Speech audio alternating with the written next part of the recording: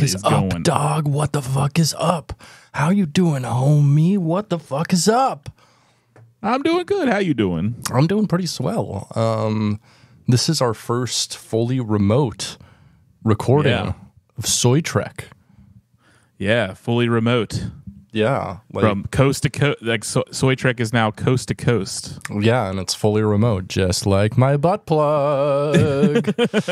I'll watch the east while you watch the west. The west butt plug. Yes, the west butt plug. Oh, we love the west butt plug. Hell yeah. Yeah. So I am over here, roundabout Seattle. And we got Pat over there, roundabout Providence, Rhode Island now. Yes, absolutely. Yeah, and so you just took a journey. You just took a week-long journey. This is our first time recording since you took your journey. Why don't you tell us a little bit about your journey from Seattle over to Providence, Rhode Island? Well, I got to see some sights. I saw a giant statue of the Jolly Green Giant. That's in Planet Earth, Minnesota. Okay. I pretty much made the journey in 4 days, so that was like about 12 hours of driving a day. That's wild. Yeah, it got pretty grueling. I did get to see some fun stuff like a guy's like barrels. I had a wharf moment where two barrels flew out of a guy's pickup truck and right at me. Oh, wow. And thankfully I was able to dodge them. That's crazy, though. I was pulled over in Illinois. For what? Going 5 miles above the speed limit. 5 miles? God. Illinois cops ain't got shit to do, huh? Jesus. Yeah, he was like, well, I think I was also very suspicious because my car was full of shit. And so he pulled me over, and he was just That's like... not reasonable cause. Like... Yeah, because I pulled over because I was like, I was like, oh, I should get my oil changed because I reached like, you know, the mileage to get it changed. And I was like, don't want to take any chances for the rest of my drive because it's about halfway-ish. What mileage do you consider it time to change your oil? Well, you know, they give you like, you know, you have every 3,000 miles or 5,000, 9,000. I don't remember. But it was on the Jiffy Lube sticker that it was just like, oh, I hit the mileage. So I was supposed to change it. So 3,000 is strictly for non-synthetic oil. For synthetic oil, it's 5,000 to 12,000 generally. Well, I just hit the van on the Jiffy Lube sticker. I was like, I should get it changed just to be on the safe side. That's I don't how want they it breaking get down. That's how they get you. That's how they get you. But I pulled over for that, and the cop was like, he just gave me a warning. I think he just wanted to see like, since my car was full of like stuff. He wanted to run your plates, check for warrants. He was doing a dick bullshit cop thing, which is like finding the littlest amount of reasonable cause possible in order to try to ruin your fucking life. Exactly. I'm just glad he didn't give me like a major ticket, but he was, after he gave me the warning, he was just like, so no dead bodies or illegal drugs in there, right? And I was just like, so not yet. Not today. Yeah. I told him not today, and he laughed. I was just like, "Whoa, that was a little risky." Yeah, it was, but at the same time, you know, you don't actually have those things in there because you don't do drugs and you haven't killed anyone yet. Yeah, I know your plans. I've seen your diaries. And even if I did, like, that would be something that I would, like, you know, I don't shit where I eat. Yeah, you know, I wouldn't carry the body with me in my car. Oh, definitely not. No, that'd be give me more credit than stupid. I actually just watched a movie about that, starring Corey Haim. God, what was it called? It wasn't Fast Getaway. It was one of the many Corey Haim films. Corey Haim is in 4 different movies where the entire plot is Corey Haim drives a fast, cool car. And that's awesome. That's it. Yeah. Let's see. What was it? It was Dream Machine from 1991. He's also in License to Drive, Fast Getaway, and Fast Getaway 2, all of which are just Corey Haim has cool car films. But it was basically the plot of the film is someone gives him a car and it has a dead body in it. Yeah, as it happens. Yeah, as it happens, and he like gets pulled over by a cop, and the cop doesn't notice, and like everyone keeps going like, "What's that smell?" This is a dead guy. This is a dead guy. It's just a dead guy. Mm-hmm. But anyway, this is Soy Trek. My name is Comrade Britt. And I am Cumrag Pat. And today we are here to talk about a episode of Star Trek TNG that is very near and dear to our heart. Sub Rosa, the ghost sex episode. It's definitely the meme episode. It is like it's, you know, whenever discussing the bad episodes of Star Trek, you have to say Sub Rosa. 100%. It's actually the 3rd lowest rated episode of TNG overall. Wow. The 2nd, depending on where you look. It's definitely neck and neck with Code of Honor and Shades of Grey, the clip episode. That makes sense. Yeah, which makes sense. Oh, yeah. The racist episode and the clip episode and the ghost sex episode are all kind of on the same plane of what are they doing? Yeah, I think Shades of Grey just has to be on the bottom just because it's a clip episode. Yeah, it is very lazy. It can't even be considered an episode, honestly. Yeah. But I would say, yeah, Code of Honor is definitely, like, Code of Honor isn't even fun to watch. This is fun to watch. This is fun bad. Yeah, this is fun bad. It's like a really bad film. It's all your least favorite parts of like Ghostbusters and like Little House on the Prairie. It's like it's very strange. But which I found out, like, researching some of it, I found out it's actually not lowly rated among female viewers of Star Trek. Well, yeah, that's because it's basically like a fucking erotic novel put to screen, and it has like nothing to do with Star Trek. Yeah, it definitely has the plot and the aesthetics of one of those erotic novels for moms you find in grocery stores. Yeah, that have Fabio on the cover, right? Like holding a woman close. It's somewhere between that and like a Chuck Tingle novel. Like, I was fucked by a candle man. Like, I lit a candle. Now this ghost is in my butthole. Yeah. It's definitely very Chuck Tingle coded if you think about it for more than a minute. But before we get into that, we'll talk about our Patreon real quick. We got a Patreon at patreon.com/dumbidiotbs. We have got a whole bunch of tiers, and for as little as $2 a month, but actually as little as free, you can go there and try it out for free if you want. But for as little as $2 a month, you can help support us and support all of our many podcast endeavors, including we got Soy Trek, of course, but we've also got Prison Breakdown Podcast, a podcast about prisons. We've got Dumb Idiot BS, our news and comedy podcast. We have the Media Dungeon, which is both my media server that you can get access to on the Patreon, but also a podcast we do about movies. We also got Getting Head, a Bucket Cast, a defunct podcast about Buckethead and his hundreds of albums. Does he really have hundreds? He's got like over 500 albums, yeah. Oh, wow. Good for him. Yeah, I guess so. I was never really followed Buckethead that closely. It's difficult to follow him closely. That's why we made a podcast about it, because you have to have weekly updates about what the fuck he's doing. I apologize, Buckethead. I wasn't familiar with your game. That's fair. He does ball, definitely. Look at him. He does ball. He's like 6'6". He's got a ball. So for $5 or more a month, though, we make you a little producer of our podcast and say thank you to people just like Electric Baphomet, Joe DeVideo, John Simcox, Elizabeth Hearn, Nick Savard, Nova, Shane Sawyer, Skeptic, Abigail Simpson, Asher Pliskin, Vinny, LD Corset, Former Twink, Big Strong Boy, D. Riker, Gabe Siciliano, Gillian McCrary, Iggy, James Hartman, Jose Martinez, Kyle Simmons, Laura Flame, Papa Poison, Robert Yolito, Roberto Molina. I need to separate these two names. I always say Roberto Yolito just because it has such a good flow to it, and it's got the O at the end, and then you got Roberto. So Robert Yolito. Robert, shut up. Okay, I'm just going to continue. We got Seb. We got 7 of 9. SFC Punk. Shane Williams. Tim Wilkinson. Awful Star Trek Drawings. Great Instagram account there. We got Jordan Hale. We got Professor David Craning Sites. Recommend you go check out his book, A Different Trek, which is about DS9 and its radical geographies. We got Dylan Lance. We got Ethan Adams. We got Gursky.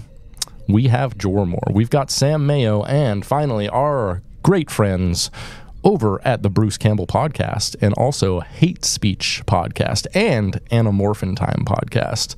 I guess a kind of a rival podcast network there, the Anamorphin Time podcast network. We're good friends though. I don't see it as competition. There's synergy there. It's a friendly competition. There's no competition there. I want us both to succeed wildly, and if either of us do independently, fucking great for us.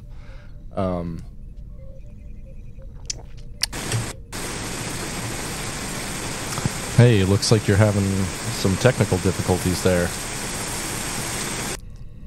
Well, looks like you solved those technical problems. Excellent work. Yes. Wonderful. Sorry, listener, for that noise. Sorry. Whatever that was something else.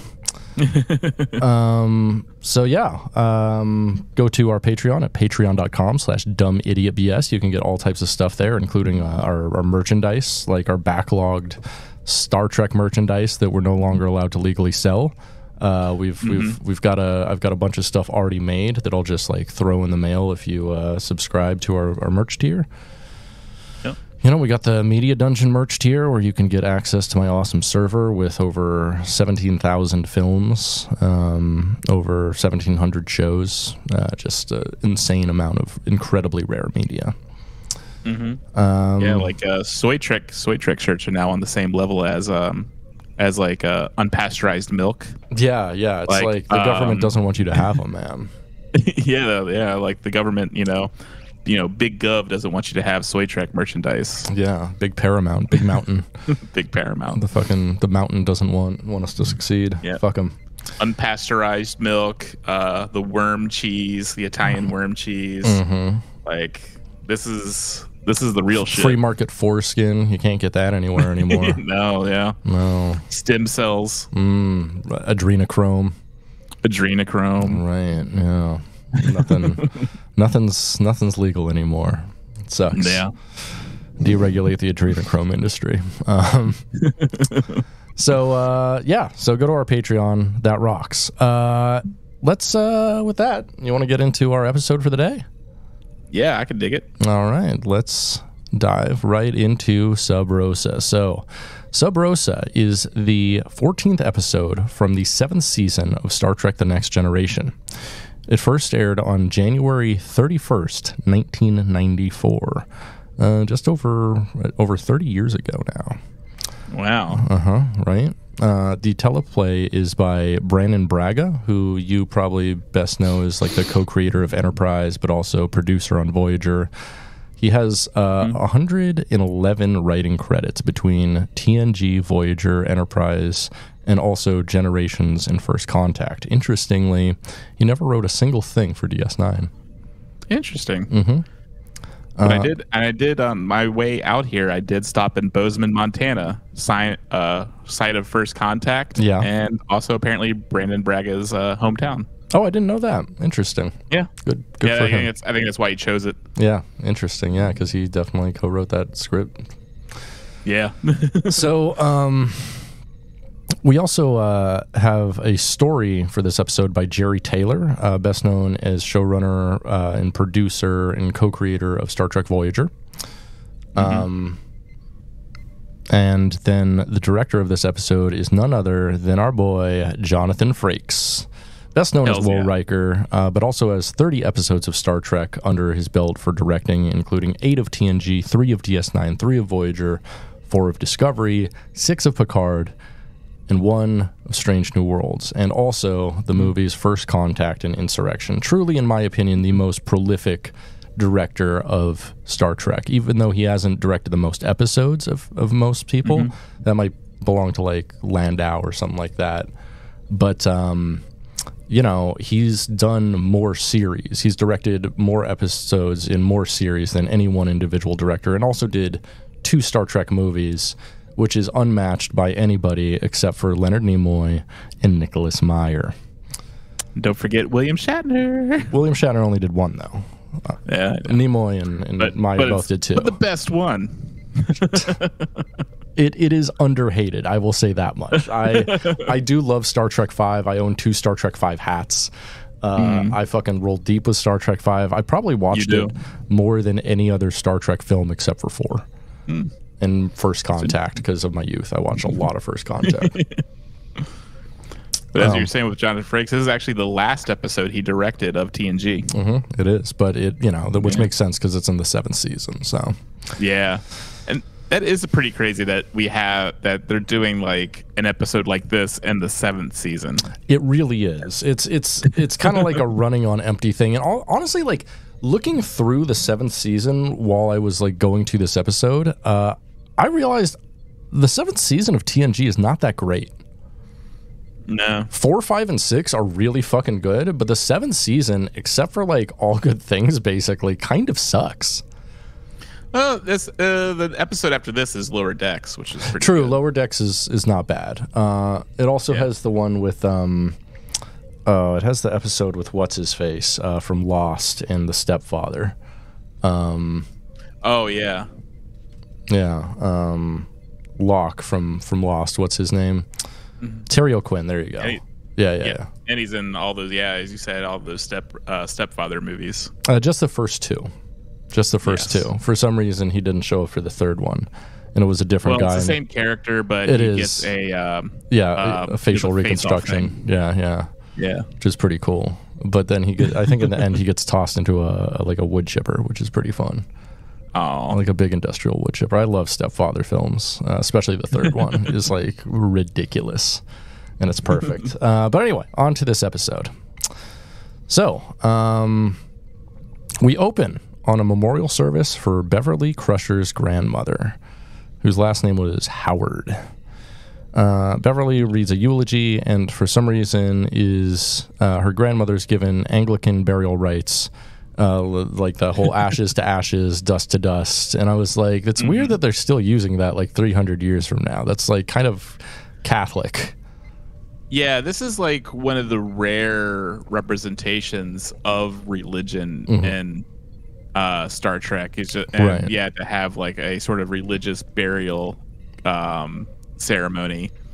But like, I kind of feel like since they're so heavily cosplaying, Scotland. Right. It makes sense because it would have made I feel like it would have made more sense if it was like in an Irish town and they were like all Catholic and stuff. Because I feel like Scotland isn't nearly as like religious as Ireland. No.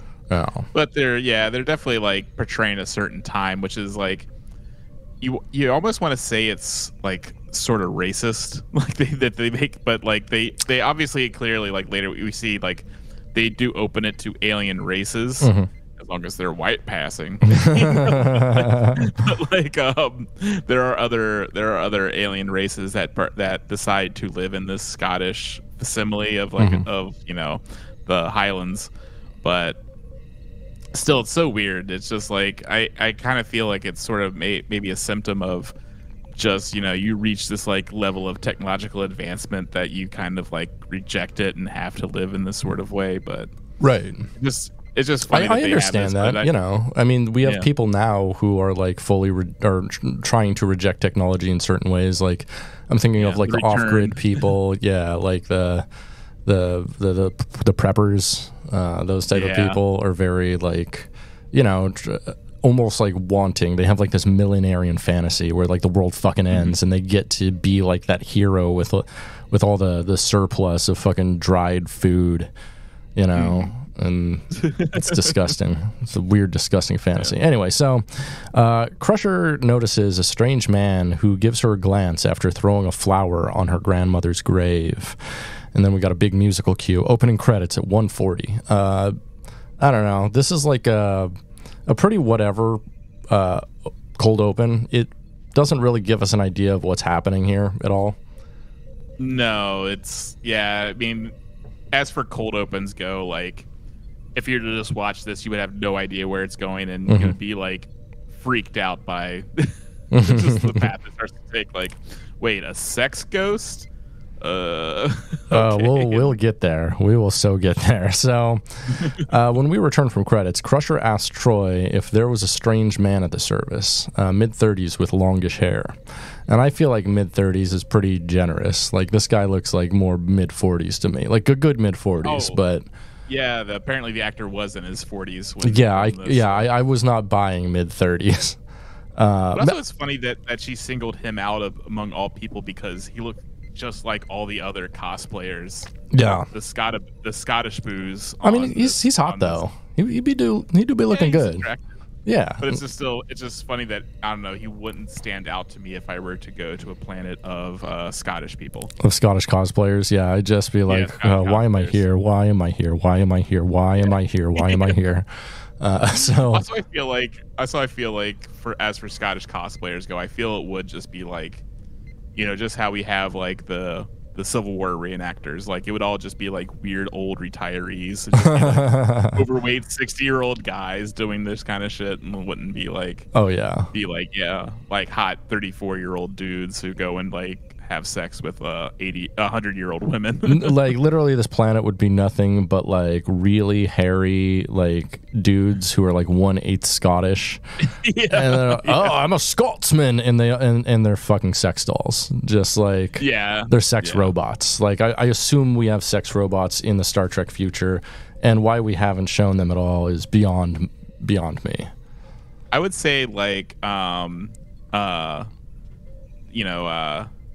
Noonien Singh, I feel like he would. I guess we've seen all of his sex bots on Star Trek Picard season 1. I wouldn't doubt if he was originally like a guy on one of these sorts of planets, like a cosplayer. Like I can make myself. Well, he was just making his hot young boy things that he could play with, and that looked just like him, strangely enough. So I feel like he was like really trying to tap that market of just I'll make some realistic love dolls for all the 60-year-old guys that live on these like on these bizarre cosplay planets. Yeah, but then all of them find out that like the twink love dolls actually age for some reason. What the fuck is happening? This is my fucking fuck doll had twink death. What the fuck, Soong? I want my money back. I want my money back, money back, money back, money back, money back, money back, money back. I want my money back, money back, money back, money back, money back, money back, money back. My robot had twink death. Okay. Barbecue sauce. My robot had twink death. Barbecue sauce. So Troy thinks that the weird 30-ish guy could have been a friend or patient. Crusher goes back to her grandmother's house with Troy. Over with Picard, the ostensible leader of the planet, who's like this alien guy, says their planet is one of Starfleet's first terraforming project, and he'd like to get a Starfleet engineer to look at their systems in exchange for a tour of the planet, which I'm like... They're in Starfleet. They can warp wherever they want. They have like information on your entire planet. They can tour whatever the fuck they want. What do you mean, a tour of the planet? Yeah, it's like you get to go see the adrenochrome lab, or like we literally saw like that's they like they're in a spaceship. Like we saw like a black hole up close the other day, or we saw some like nebula that birthed the planet. It's like, why would we want to go see like a fake Scottish Highlands of all things? Like it's it's like, why would we want to go to like the Epcot Scotland world? Like that's stupid. Earth is boring. That would be funny if they did have like Scottish mascots. They had like Duncan MacLeod or like Duncan and Connor MacLeod. Yeah. Yeah, Connor MacLeod, and then like Braveheart, just like but they have like big foam heads, and they just go around with big claymores. Yeah, they just give out swords. Scotland's known for swords. That's all they got. Oh, here's a kilt. Here's a bagpipes. Why do we have Australian accents? I don't know. I don't know either. It's all right though. It's all right. They're the same type of people. So they're just like the criminals from England. I don't know. In it. So over with Picard, the ostensible leader of the planet, who's like this alien, offers him a tour, and Picard says they might be able to find the time, and he actually like puts off an appointment like by 3 days to just like help out Scotland World, which is like super fucking generous of him, but also like the only impetus this episode actually really has. I feel like, like, okay, you've rejected technology and you're choosing to live in this specific time period. Live in it. Like you want us to like fix some sort of like technology here. It's just like, no, y'all chose to live in this time period. Like, you got to deal with the fucking like dysentery and like shitty food, shitty fried food. Sorry, you chose Scotland, buddy. Live with it. Eat some hardtack. Sorry, eat some haggis. The governor, the guy who then we get to know is governor there. He says the colony is built to be an exact, like a very much a recreation of Scotland, and in as much the cornerstones of each building there was taken from Edinburgh and like other Scottish towns, which is like, dude, you don't need to go that far. Like, we have replicators and shit. That's like, why are you doing this? You have no connection to this place, you weird alien. Like, this dude is literally fetishizing being Scottish, which is, I mean, good for him. He's the first one. No one fetishizes. That's gross. Yeah, he's a Scotaboo. Yeah, Scotaboo. Scotaboo. Scotaboo. It is also funny, like, that's implying that they actually destroyed real historical sites on Earth to make this. Just like literally like take the cornerstone out of a building and it falls. Oops. They just took a bulldozer and knocked over some like ancient church, and then like took a cornerstone from that to send out into space. Sorry, we need to take it to our Anytown USA Disney attraction up in space. I'm sorry. So Troy and Crusher reach the house and discuss her grandmother for a bit. Crusher shows Troy a candle that she's drawn to and says her grandmother always kept it lit. Suspicious. Damn, that bitch horny. Yeah, right? Troy leaves her for some alone time. Crusher wraps herself in a blanket and goes upstairs to read a book. A strange man comes in and blows out the candle.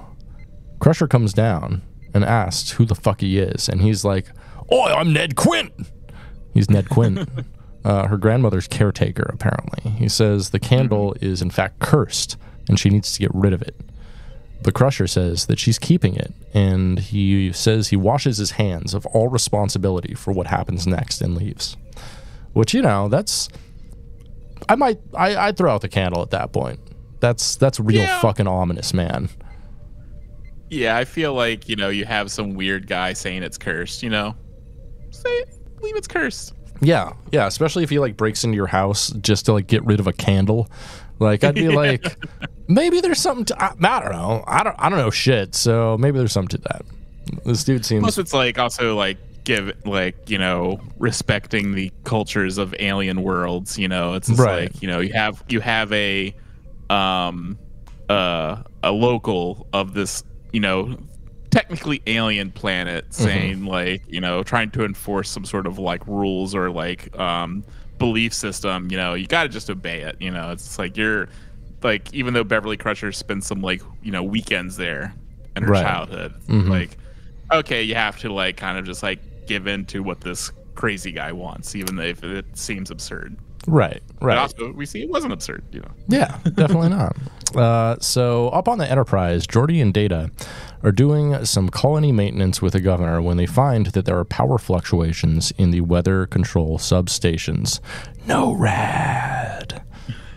Fucking Nick Begich was right about no-rad, dude. No-rad. Dr. Nick Begich. This place does have like such like environmental controls and all this stuff. It's just like, are you really living in the Scottish Highlands? Yeah. They keep weather control substations to keep it like damp and unpleasant at all times. Like, what are you doing? No one goes to Scotland for the weather, dude. Like, you could just have we're miserable here. Yeah. Do you think Scotty was on this planet? Do you think he probably retired to this? No, because he didn't retire because he was stuck in the fucking transport buffer forever. Yeah. So he probably retired after that. Was James Doohan alive during this time? I think he was. He died in the late 90s, I want to say. Or no, that was I'm thinking of Bones. I'm thinking of DeForest Kelly. I think he died. Yeah, I think he was alive during this time. Yeah. Yeah, he could. This would have been a perfect episode for him too. That's true. He would have been so good on this. He died 2005. He could have definitely. Wow, he died in Redmond, Washington, actually. Oh, no kidding. Wow. Yeah. Before I lived here, though. So. I would have totally gone to his wake. That would have been sick as fuck. Yeah, absolutely. Yeah. Damn, that's crazy. Yeah. But yeah, like this is, if any episode for him to make a guest star on, it would have been the Scottish planet. Absolutely. Wow. Well, but he did have the episode where he's stuck in the transport buffer. It's true. So he was on a TNG episode. No, that was a good episode. I like that. Establishing that he's alive during this time. This could be like, he could have just been like showing up in a kilt and been like, hey. Yeah. That would have been sick as fuck. And then he'd just like give someone a sword. So that's what Scotland's good for. Scotland's good for swords, baby. And he gets him disemboweled. so like he's getting married, and then like Picard claims prima nocta, where he gets to sleep with Picard and the governor. Yeah. He's like, I claim prima nocta. He's just like, oh damn ye Federation. Not again. Not again. Kirk did this twice to me. Kirk cucked me. Freedom. Geordi notes that there's a storm brewing in the northern coastal areas of the planet, which will endanger the following day's caber toss, which is the pole toss that the Scottish people do. And I'm like, wow, that's such high stakes. Oh my god. They're really, Brandon Braga knows how to write them fucking high stakes, brother. So next, Crusher and Picard discuss entries in Picard's grandmother's journal, including the fact that she kept a 30-something lover when she was 100. Now, we need to talk about the ethics of reading someone's journal after they're dead. I think it's cool. After they're dead, it's cool. The moment they die, you find out your grandma was just like getting slanged getting on, plowed like, down years old. by a person 1/3 their age. Yeah, that's wild. No, that's fucking sick. Like, man, yeah. Like, if I'm 100 years old and there's anyone who's in their 30s who wants to touch my dick, I'm gonna be like, do what you want. I'm fucking old. I can barely consent, but yeah, do it. It is funny that she does, like, at no point does she question the validity of what she's writing. I mean, she could literally just be writing like some sort of like erotic fan fiction. Right. Stuff, you know? Yeah, absolutely. Especially since, like I keep a lover that's 34 years old and I'm fucking 100 and about to die. Like, I mean, when they rose her out of the grave, even for being dead, she didn't look bad. No, apparently the actress was 80 years old, and she lived to be 101 in real life. Oh, wild. Yeah. Wild. Was she fucking a 34-year-old, though? Probably. Yeah. And she was, like, the oldest living Star Trek guest star until some other guy, I forget who, he lived to be 106. Wow. Yeah. That's pretty cool. Yeah.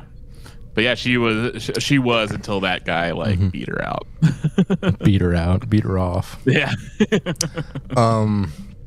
So the guy's name in the diary is Ronan, and he's 34 years old, who grandma's fucking. Crusher thinks it's the man from the funeral who gave her a look. She says she never mentioned him in her letters, despite them spending all their time together. Picard tells her to get her grandmother's affairs in order while they're still on the planet. So he's giving her like 3 days. So in Crusher's quarters while she's sleeping, the candle, her grandmother's candle, flickers, and suddenly someone starts to remove her clothes, or like a ghost does. Like something invisible removes her clothes as she hears a whisper around the room that startles her awake. Crusher goes to talk to Troy about the incident and says that she was totally horny about it. And Troy is envious about it. Crusher is excited for another dream. She says that before the dream, however, she was reading her grandmother's journal. So that might have, she'd read a chapter in her grandmother's journal and that might have excited her. And Troy's like, maybe tonight you should read too. And I'm like, damn, these girls be horny. Damn. And I'm like, oh yeah, this was written by a man, obviously. Yeah. So definitely written by a guy, writing like. Although women do be horny, but like, this is a bit like sus. I don't know. So on the planet, Crusher goes to put some flowers on her grandmother's grave, and guess who's there? Motherfucking Ned Quint again. Oh shit! The guy who told her to throw away the candle. He tells her that the house is haunted and that she shouldn't go back in the house. He warns her not to light the candle, as it activates a ghost who he believes is causing the current weather problems on the planet.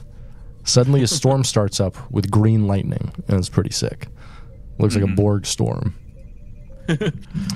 Yeah, I wonder if that's where they got like a lot of special effects for this episode, just like reusing the Borg special effects. Absolutely. They were just like, hey, we got like these like green stutter lights and like strobe lights. What can we use them in? Hey, what do you think about, get this, green lightning?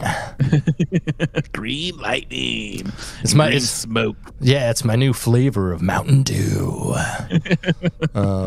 So up on the Enterprise, the weather is going crazy. So Geordi recommends that they use the ship to help stabilize the weather, and they do. Down on the surface, Crusher walks into her grandmother's house, which is now for some reason covered in flowers. Like someone broke in and just left a bunch of flowers there. She asks who's there, and there's no response. A mirror on the wall shakes, so she picks it up, and there's nothing behind it or anything. So she puts it back, and when she does, she sees a man in the mirror behind her. She threatens the man in the mirror. Yeah. Keep on talking to the man in the mirror. She's telling him to change his ways. You tell him to change his ways? Yeah. So she threatens the ghost, and it whispers to her. The ghost says it loves her just like it loved her grandmother, which is like gross, really gross.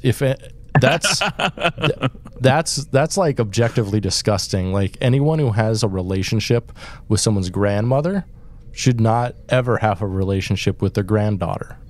Like no, a romantic relationship. That's weird.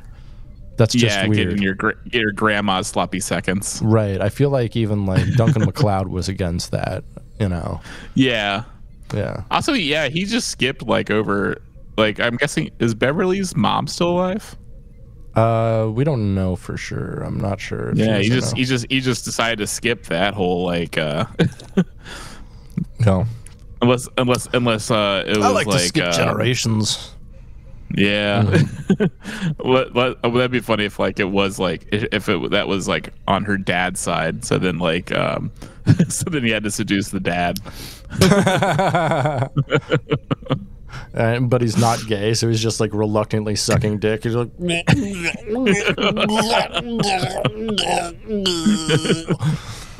I'm doing this because I love you.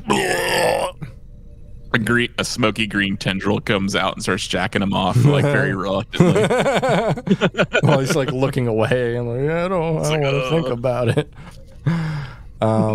So at this point, the Whispers are following Crusher, and Gates McFadden does some capital A awful acting here. Yeah, but I can't really blame her because she's acting against nothing, and there might have been someone on set like yelling lines at her, the whisper lines, but it just like doesn't work on a lot of levels. It's a really bad scene. It's a really bad scene. I think this is even before, like, I think they, like, you know, talking the tennis balls was, like, the norm with a lot of this stuff, I feel like. So I feel like, yeah, they're just like, all right, pretend there's something there. Right. It's not great. So the ghost whispers that it's been haunting the matriarchs of her family with its dick for centuries. And, like, that sounds like an exaggeration, but that is the entire subtext of exactly what he's saying. He's basically saying, like, I've been the lover of the matriarch of the Howard family for centuries now. And I'm like, I mean, I respect that game, but also that's creepy. Yeah. Like, why do you have to do it within a family is what I wonder. Yeah, I mean, to each their own. Well, I think we figure that out eventually. To each family their own, apparently. Yeah, to each family their own. Yeah, why can't the Straw family be haunted with like a good bussy candle? That's what I'm wondering. The good bussy candle. Good bussy candle. Yeah, find that in the Soy Trek shop. Yep, the good bussy candle. We love to see it, folks, don't we? So, up on the Enterprise, Troy comes in and talks to Crusher. Crusher is being very coy about her romance and admits that she met, what's his name? I wrote Roman here. I know that's not his name, though. Ronan, thank you. He's a Scottish ghost with a Japanese name for a masterless samurai. Yeah, they should have called this one 69 Ronan. Yeah, I think his name's supposed to be Ronan with an A, but his name is spelled Ronan, like the masterless samurai, which is very pretty strange. Cool. I like that. Yeah. So Crusher admits she met Ronan, her grandmother's secret lover. Troy calls it unusual, but says she's happy for her, but urges caution at a grief romance, which is actually really good advice. Troy says it's fine. The governor thinks he's having allergic reactions in the Enterprise, but it's condensed water vapor on board. Fog. They're having the morning dew. Riker says we're having a Mountain Dew. Code Red. Code Red. Code Red. We having a Mountain Dew.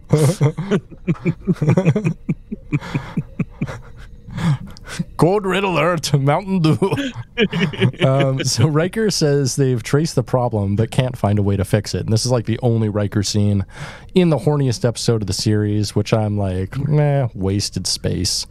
Like, yeah, know, if Riker, like, it's obviously Riker had no idea what was going on board, right? Because if he had the slightest wind that there was a sex ghost on board, or he would have like, yeah, he would have heard like sex ghost candle, and he would have replicated that immediately. Immediately. Yeah, he would have gone to Crusher and just been like, you know, I'm pulling rank right now, and you have to give me that candle. Yeah. And she's like, I'm going to have to pull rank and say you're mentally unwell. And he'll be like, well, I'm going to have to pull a fuck you, bitch, and take this candle. Well, I hope you didn't have to push me to this, but, and he just shoots right up in here. There's only one person that's gonna have to use the sex cam. It's me, bitch. So later, Data says that although he stabilized things, there seems to be some sort of system-wide failure. Suddenly, Ned Quint is there on the Enterprise trying to do some sabotage, but the system zaps him and kills him. And I want to know how the fuck he got on board. Yeah, without anybody noticing. Yeah, right? Like, surely someone would have, like, noticed or, like, I don't know. Yeah, sensed that they have sensors and things to see if there are any uninvited people on board. And I can imagine that Ned Quint, like, got an invitation, the creepy old guy. Mm-hmm. Yeah, it's very interesting that they have zero, like, safety protocols to keep, strangers out of, like, some of their most, like, sensitive circuitry and, like, systems. Mm-hmm. It's like this guy who basically has the intelligence of, like, a person, and like the average Scottish person, the Banshees of Inisherin. That's Irish, but it's just like, if someone with that sort of intelligence level sort of like made it on board, it's like, and then just started like messing around, it's just like, it's impossible. Yeah, absolutely. But it happens for story's sakes. It does, and that's everything in this script happens just for the sake of the story, and nothing really works, but they try to make it. Yeah, so they try. Figuring out what happened, Geordi says Ned was trying to disable the entire weather control system. Crusher says the plasma discharge isn't what killed him, and the energy signature in his body is the same signature messing with the weather system. So whatever's causing the weather to go funky also killed this guy. So it's definitely like a force that knows what it's doing. I wonder what it could be. So could it be a sex ghost? Could be. Sex and sabotage now. That's the two things it's good at, apparently. So Crusher goes back to her grandmother's house and asks Ronan about Quint's death. He admits it happened and suddenly just appears out of nowhere. He says he can only make corporeal form for too long, and says the candle being lit gives him power and the ability to physicalize. So that's why the grandmother always kept the candle lit, is so she could always get that physical dick, not just the ghost dick. So he kisses her, Crusher, and disappears. Yeah, getting that spectral dick. Hell yeah. So up on the Enterprise, Crusher storms into her quarters, locks the door, and lights a candle, just like the Steely Dan lyric from Dirty Work. Light a candle, put a lock upon the door. You have sent the maids home early, like 1,000 times before. Oh. Yeah, which makes me believe that, Brandon Braga definitely listened to a lot of Steely Dan before doing this. I could see, I can actually see that. I can see him just sitting in a place in Bozeman, Montana, just blasting Steely Dan, and then like there's this like fire coming from his pen as he's writing the script. No, I see him at a typewriter, just like madly like click, click, click, click, click, clacking away. Yeah, doing like the Kermit at the keyboard, typing. Yeah, and he's just like, what's going to be the impetus for this episode? And he just looks to his corner and he has this candle lit, and he's like, oh my god, oh my god. He has a candle and then like a grocery store mom erotica novel with Fabio on the cover. He's just like, perfect. I got it. So Crusher lights the candle with the coolest gun lighter I've ever seen. Did you catch that? It's a really sick lighter. Yeah. She stands up and nervously asks where Ronan is. He comes up behind her and embraces her. And he tells her they're going to become one, just like all the Howard women before her. So apparently he like became part of her like grandmother's essence, and like left her when she died, which is crazy. Yeah, Crusher is out of this world horny at this. Like she is. Like she needs to mop up the floor underneath her. She's so fucking wet. It's crazy, dude. Yeah, it was a little too much. It's like, come on, Crusher. It's Right. This is your mom's old boyfriend. Mm-hmm. You literally just put your your grandma. You literally just put your grandma in her grave like yesterday. Right. And you're already trying to have sex with her. Trying to fuck her boyfriend. Yeah. Which is, when you think about it, that's crazy. That's like not okay and weird and bad. Yeah. Like, is this a Scotland recreation or Appalachia? You know, it's just like, what are we doing here? Very good question. So Picard enters the transport room and asks Beverly what the fuck is going on. Oh, actually, sorry, before this, she's super horny, and it's here where we first see Ronan turn into a green mist and fuck the shit out of Beverly, which actually happens twice in the episode. She gets her shit fucked by a green mist. Like, yeah, it's wild. It's, you know, it's very almost like Ghostbusters in delivery, and it sucks. Oh yeah, it's like when Ray was getting the blowjob from the ghost in Ghostbusters. Yeah, precisely. That's exactly what I'm saying, for sure. Yeah. Except this ghost was licking sniz. Oh yeah, licking sniz and pounding riz. Picard enters the transport room and asks Beverly what the fuck is going on. She says she's leaving Starfleet and has put in her resignation. He tells her that she can't just resign and she has responsibilities and shit, but she's decided to stay on the planet and become a healer and fuck with the shit out of Ronan. Picard is silent and Beverly warps away. Damn, this bitch, like, Crusher just really needs some good dick. Like, since Jack Crusher, I don't think she's been, like, dick down, like, properly, which is why she is, like, just letting herself fall for the first piece of decent ghost dick she gets. And until she goes to the waterfall. No, that's like, no, I'm saying that wasn't good either. That's why she didn't want to do it again. Yeah, that's why no one wants to fuck Picard more than a couple times. Is they're like, well, maybe next time it'll be good, and then they fuck him again, and they're like, nah. Yeah, I guess like canonically, yeah, that we know of, like there was just like a huge gap between the ghost sex and then like her. The inception of Jack Crusher. Oh, there's a huge gap, all right. I'm just kidding. We know Beverly got a tight sniz.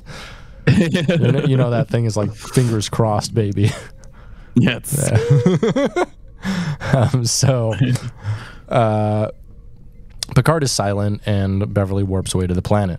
When Troy tells Picard how horny Beverly was for the candle, Picard wonders if Beverly is in fact staying for Ronan and to fuck a candle.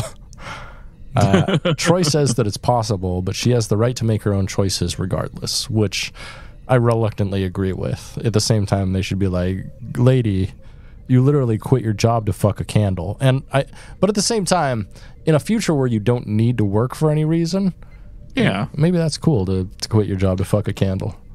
Exactly. It's a post-scarcity utopia. Like, you know, people have that right to just be like, you know what?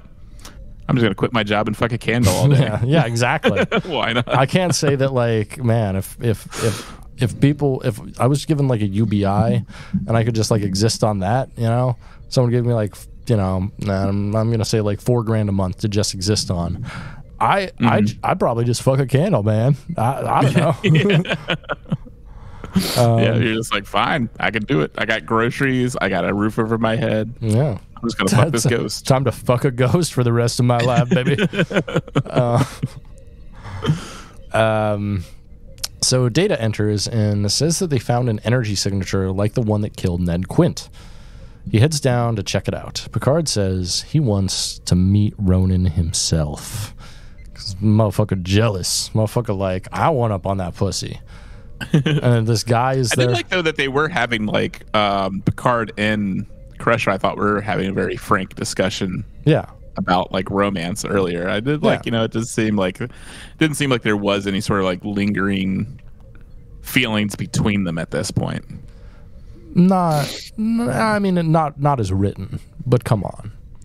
Yeah, but I mean, like, Picard I feel has like always wanted that, and I think she's always wanted him, which I mean, I think is definitely like shown in one of the first episodes, The Naked Now, when they're both like drunk and like macking on each other. They are just so horny for each other because a drunk mind speaks a sober heart, my friend. And then I think like after that, like there's probably like a couple more illusions, like that the fact that they have breakfast every morning, but like breakfast in bed, you know what I'm saying? Yeah. But I feel like Picard has like he moves on multiple times, you know, and moves on until like someone only fucks him once, and then they're like, "Bye, boy," and he's like, "God damn it, God damn it, God damn it." So on the surface of the planet, Geordi and Data find the origin of the power fluctuation. Crusher's grandma's grave. Yeah, it's spinning so much because she's fucking her boyfriend that it's like making its own power. So over with Crusher, she fucks the ghost again as it merges with her. So it turns into a green mist and like goes into her body, if you know what I mean. There's a knock at the door. It's Picard. He enters and asks to meet Ronan. She tells him that he's not there, and Picard notices that she now has green eyes like her grandmother did. Yeah, just she drank the water of life. She did, like Scottish version. She drank the water of Scottish dick. So. Yeah, she just extracted it from a Scottish penis. She took a long needle and stuck it down like a sounding needle and put it down the dick hole. And just like extracted it. Yeah, it just tastes like peat moss and scotch. So Picard tells her, Crusher, that he prefers her eyes and how she was before this all happened. Picard says something is wrong here and asks why nobody has ever seen Ronan. So he makes an appearance and comes out and introduces himself. Picard asks how long Ronan's been there, and he avoids the question. Data calls and says they need to exhume Grandma's body. Ronan says that they won't desecrate the grave, but Picard wonders how and why Ronan is here before he suddenly disappears. Suddenly, he shocks Picard, and Crusher tries to heal him. Ronan beckons her, but she won't leave. Her horniness for medicine is greater than her horniness for that ghost dick. Picard recovers and tells her to follow Ronan.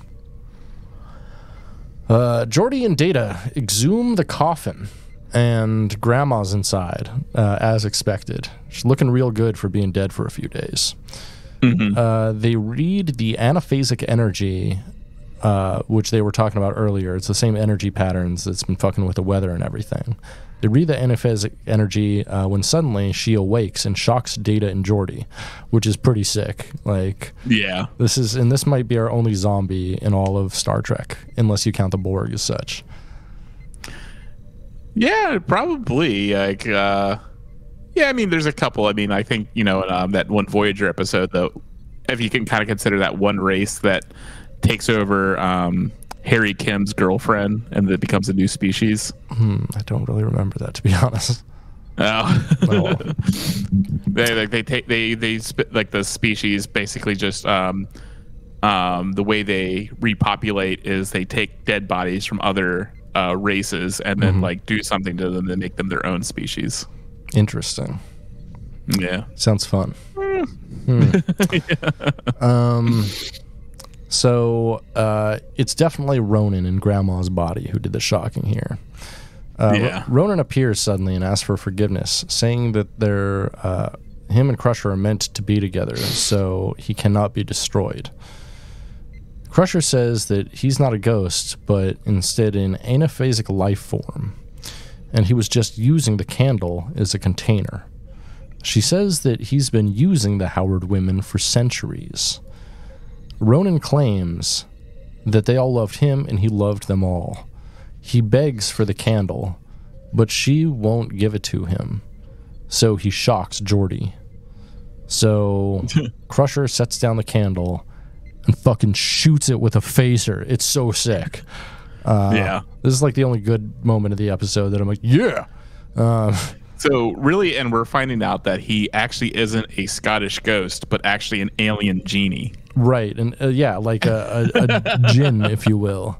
Yeah. He's a Scotaboo alien genie, which is like so complex, and there's so much therapy to even like scratch the surface of what's happening there. Yeah, you got to figure out where his parents went wrong. Like, what did your alien genie parents do to you to make you become a Scotaboo?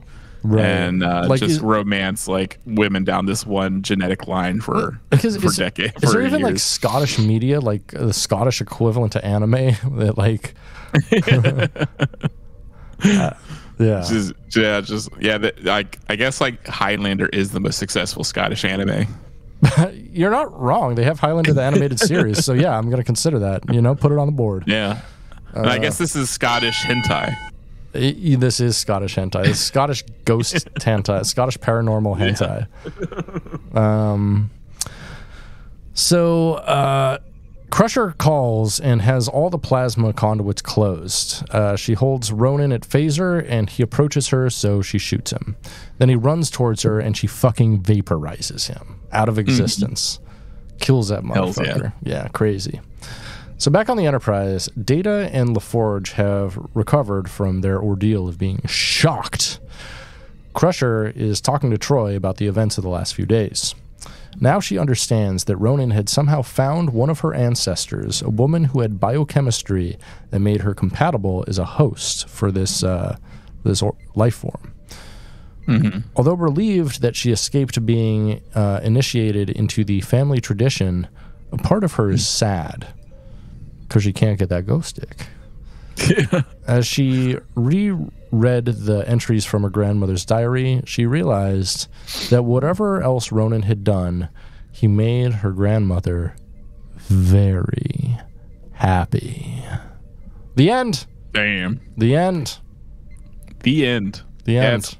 Yeah, it's kind of wild. Like that's just implying like all of Beverly's female ancestors were just like having extramarital affairs with a ghost, with a fucking like old school Scottish ghost, and it was like always old school Scottish ghost, and like every single one of them was like, oh yeah, I like men, but not just men, a very specific type of man that looks exactly like this. I'm like, he's not a bad looking guy, but they say he's mid-30s and he's obviously mid-40s.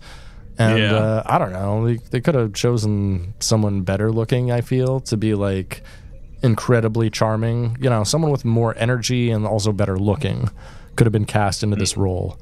What'd you feel? Yeah, what'd you feel about this episode overall? I mean, it's very goofy. It's very goofy for like a final season episode. Very I feel again, this is definitely like should have been like a first season episode. Probably like coming right after Code of Honor or something. Right. And because this is also like the first time that we're hearing that Beverly has Scottish ancestry. Sure. Like we could have guessed that, or Irish. I mean, she's a redhead. How many years do you see? Maybe French. Also, were we thinking that possibly if she hadn't defeated this ghost would eventually be passed on to Wesley? Adventures with the Traveler and the Fuck Ghost.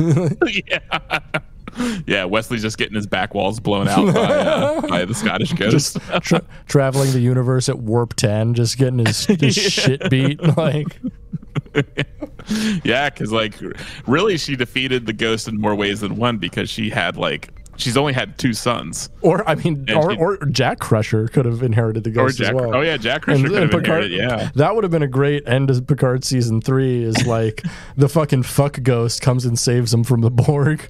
He's like, no, he's mine! He's like going through his mom's things and pulls out the candle and lights it, and then like, and then like we just see like a hand like slowly like go onto his shoulder, and that's it. Just like that's when cut to credits, and then it just cuts to black, and we hear, oh! My haggis. Yeah.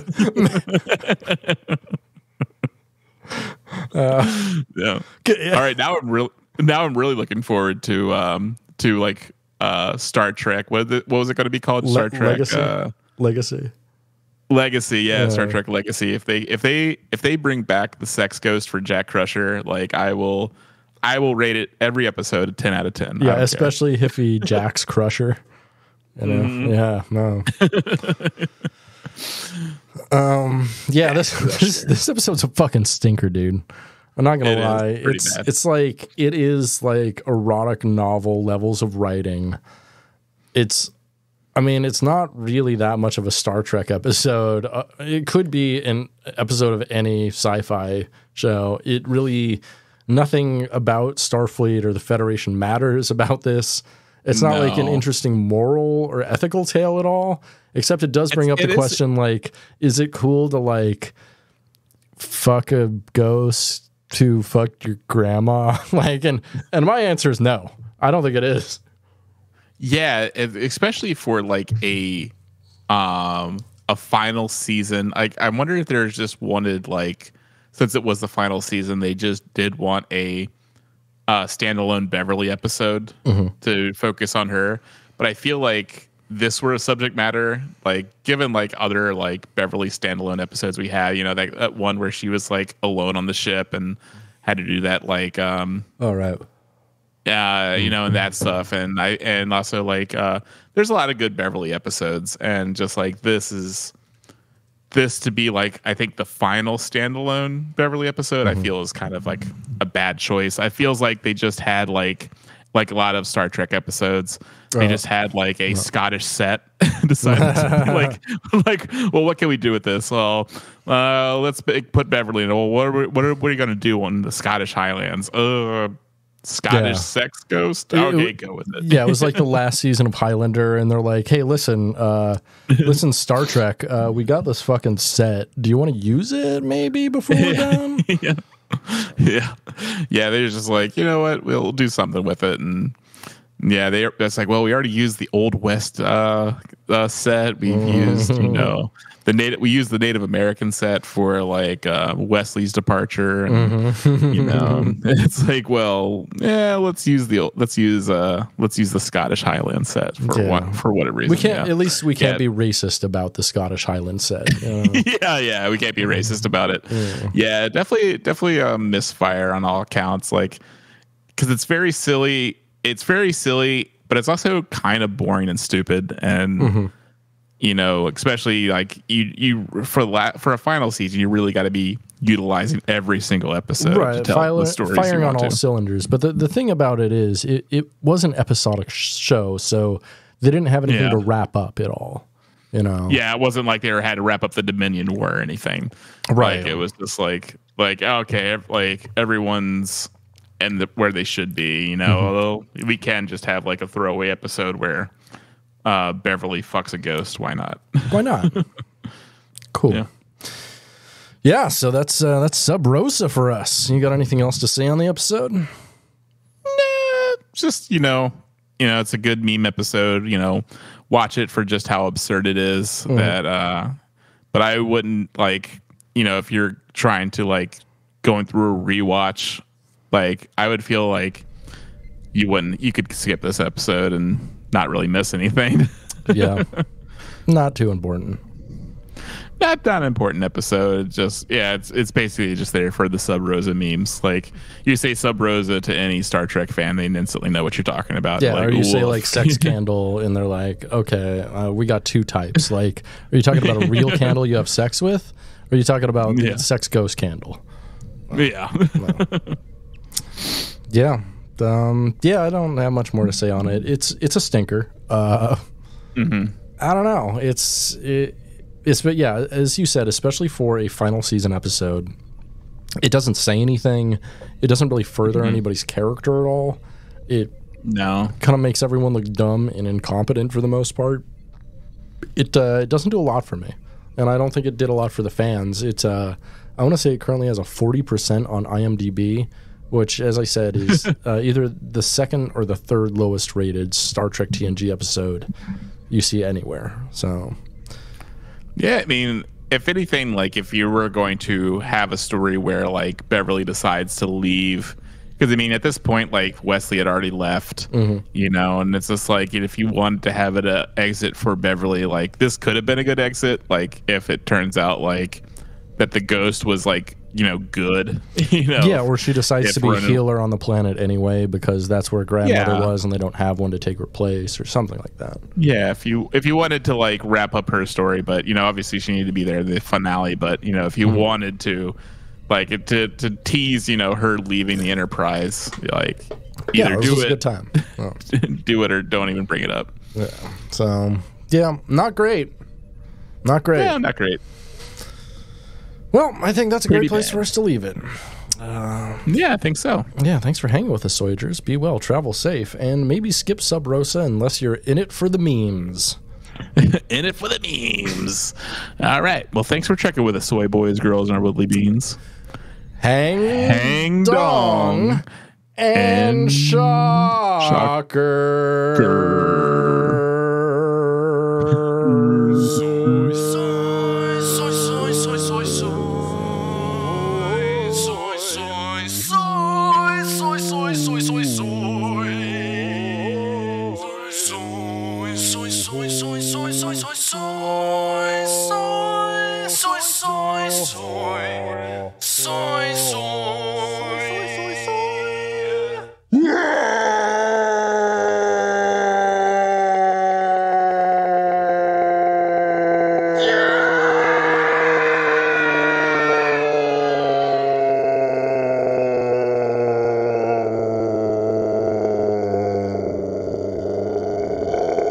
Ho, ho.